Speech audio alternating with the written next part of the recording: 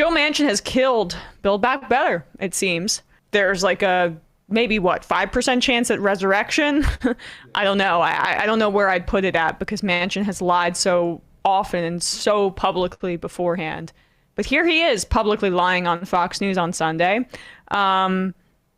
This was his plan all along. I'll explain that in a moment. But here's what he had to say about why he just can't get on board for the provisions that he's known about and has been negotiating with for months now in Build Back Better.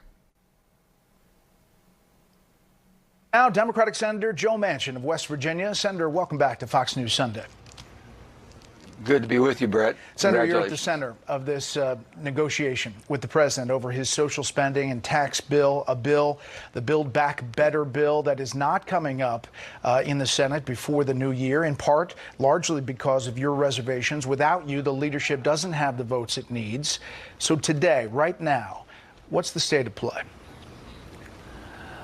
Well, Brett, you know, this is a mammoth piece of legislation, and I had my reservations from the beginning when I heard about it 5.5 months ago, and I've been working diligently every day and every minute of every day. I've been working on this, meeting with, whether it be the president, President Biden, whether it be Majority Leader Schumer and his staff, whether it would be with Nancy Pelosi, all of my colleagues, I mean, from all different spectrums of the political spectrum, if you will, from the right to the left. I've done everything humanly possible. And you know my concerns I had, and I still have these concerns. And where I'm at right now, the inflation that I was concerned about, it's not transitory, it's real. It's harming every West Virginian.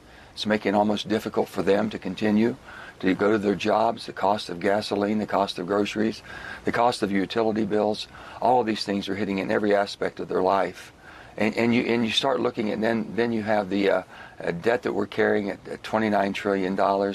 You have also the geopolitical unrest that we have. You have the COVID variant, and that is wreaking havoc again. People are concerned. I've been with my family. I know everyone's concerned. Yeah. So when you have these things coming at you the way they are right now, I've always said this, Brett, if I can't go home and explain it to the people of West Virginia, I can't vote for it. And I cannot vote to continue with this piece of legislation. I just can't. I've tried everything humanly possible. I can't get there. You know, I did a tarot reading the other day, and I just it's not coming up roses for Build Back Better. Like I wish it was funny, but it's actually quite devastating. This was his plan all along. Here is a tweet this morning from Tara Golshan of HuffPost. Manchin is on West Virginia radio right now, saying he knew from the beginning he wouldn't support Build Back Better, but let Democrats negotiate. That he got to his wit's end, in quotes, after staff, either White House or Senate, did something that angered him enough to just come out and say he was never going to get to yes. Because that's what this is, right? Like, millions and millions of lives are at stake with this bill. The deadline to renew the child tax credit, which is not going to happen now, is the 28th of December for the payments to go out on time on the 15th. And without those payments, that means that 10 million children will go into poverty immediately. West Virginia is one of the poorest countries in the state, by the way. And now, without the child tax credit, there are millions and millions of families that say that they're just one emergency away from not having any money whatsoever and losing it all. That's a direct result of Joe Manchin. And the fact of the matter is that he's right.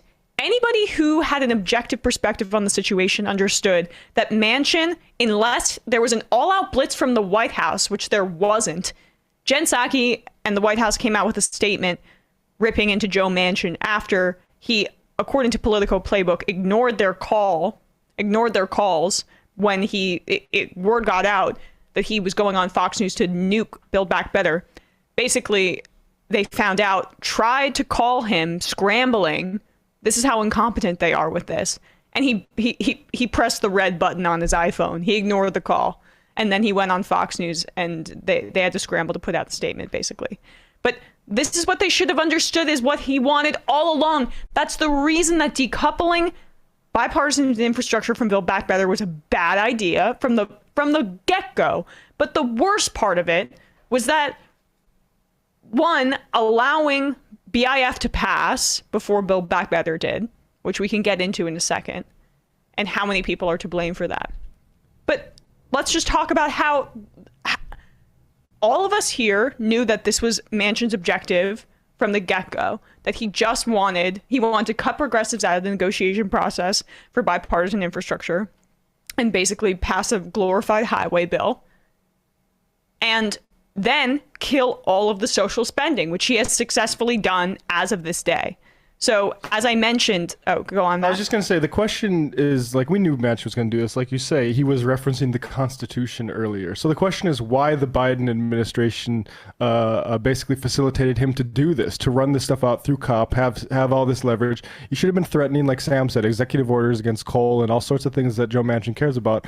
But now we're going to see, like, Psaki release a statement. Like, I hope it goes further than that, but, like, do they start doing this conflict too late to actually deliver for people? I hope not. But. Well, that's my fear, is that now that he's already said publicly that he's killed the legislation, things like what Bernie's saying here, I don't know how much weight they hold. Let's turn to Bernie Sanders, who was one of the lawmakers who had to panic and go on cable television to respond to this abrupt Manchin statement, killing the entire Biden agenda. He also in that interview mentioned that he does not support the filibuster, once again, for voting rights. So like the item that Schumer said, we're going to prioritize this at the end of the year, and then we'll get back to Build Back Better in the new year. Yeah, that's dead too because of Manchin. So like... Yeah, it's like they're acting like they're mice in a maze, but everybody can see that it's just like a very simple, like a straight line, and they're just deciding to keep going down side doors into BS. Exactly.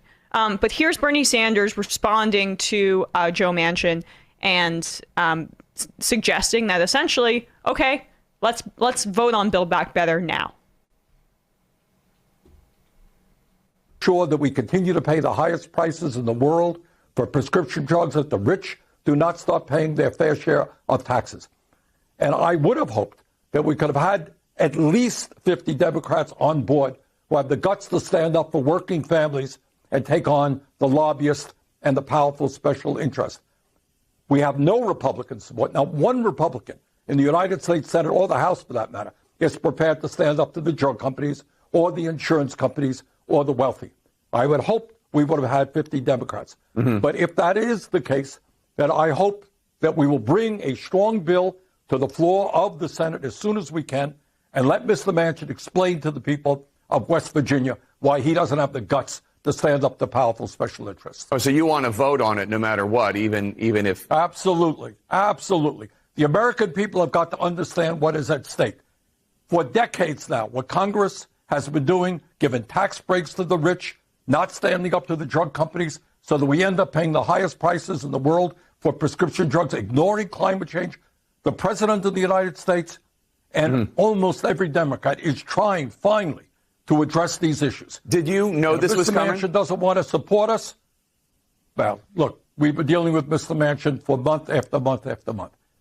But if he doesn't have the courage to do the right thing for the working families of West Virginia and America, let him vote no in front of the whole world. So how do you tell somebody out there watching, wondering, how come you couldn't get Joe Manchin on board? He's bought. Yeah, I mean, that, like... There are two. One is just, I have quibbles with how Bernie's doing this, even though, of course, I agree with him, of course. The calls, and I think Bernie was calling for a floor vote on this prior to this situation.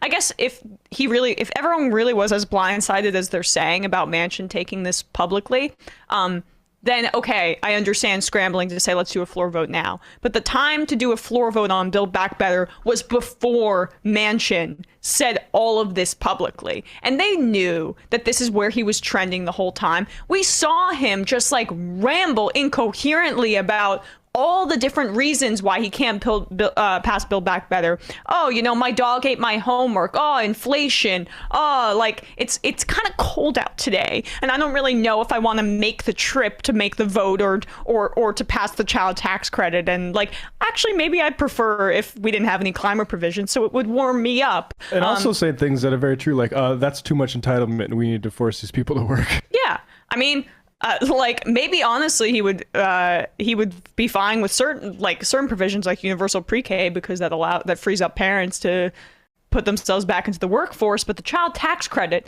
the one that elevates the poverty line in this country, when he represents one of the poorest states in the country as well, that is beyond the pale for him. So like there's so much blame to go around in this situation, and like I don't want to hear this shit from I shouldn't have swore, but I don't want to hear this. Like I see kind of standard Democratic politicians tweeting out things like, let's not demonize the Democrats about this. Like the Republicans you would never get one vote from a Republican on this. Please, that's why we knew that from the beginning, and that's why this went through a reconciliation process. Like, okay, yeah, we've conceded that point, and the majority of the people in this country vote for Democrats, and they're the ones in the majority. So those are the people that we're dealing with. And there are so many people who screwed this up along the way. Primarily, it's Biden, Pelosi, and Schumer. And like, okay, duh. But like, Biden, as I mentioned earlier, should have been pressing Manchin on this for months,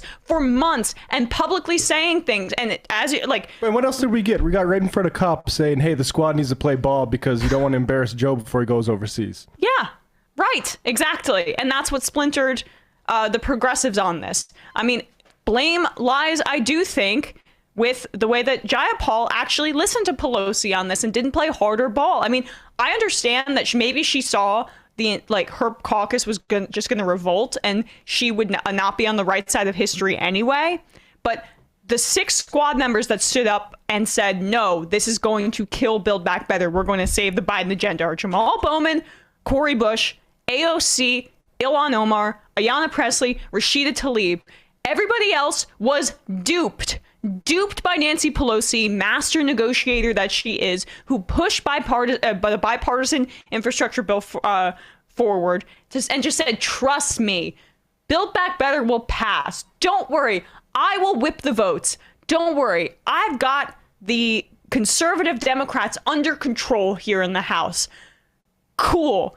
That doesn't matter because Manchin's in the Senate, and that's where the buck was always going to stop in these negotiations. I don't care that Pelosi can get her entire caucus on Build Back Better in the House. If there is Manchin in the Senate who's going to blow it up entirely, then no deal. They should have never passed bipartisan infrastructure without Build Back Better having going together. So the fact that Pelosi was able to arrogantly think that she could that her caucus would be enough to carry the day. The problem was always with the 0 vote threshold that the Democrats had in the Senate. That's where it always was. So I don't know even what we're talking about here, which brings me to Schumer, who had this signed letter from Manchin in his pocket for months and months and months, basically saying, I'm not going to go over this dollar figure. And now that they've gotten essentially down to that dollar figure, what does Manchin do? He blows it up. There's a consistent desire to not reckon with who they're dealing with here. The political corruption involved with Manchin, and just like the role that he plays for capitalists and for industry. This isn't office politics. This matters to millions of people, so wake up. And that's why like David Axelrod saying, yeah, we still had a momentous battle with the ACA. No, you had a battle with people being bought. And that's why the ACA was as limited and didn't lead to Democrats. Like if we had public option, I'm sorry, like Trump wouldn't have won, right? We keep bringing that back. And the reason is because the Democrats can't confront to the degree to which they are bought. And okay, you're less so-called bought than the Republicans. Well done. Like that still doesn't. That's still killing people. That's still leaving people out in the cold. That's still I mean, causing even like the child tax credits to expire. Like it's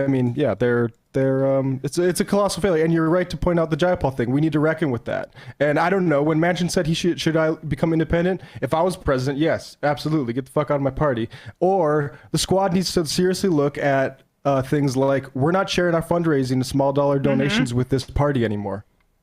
I think so too. I mean, again, I don't understand.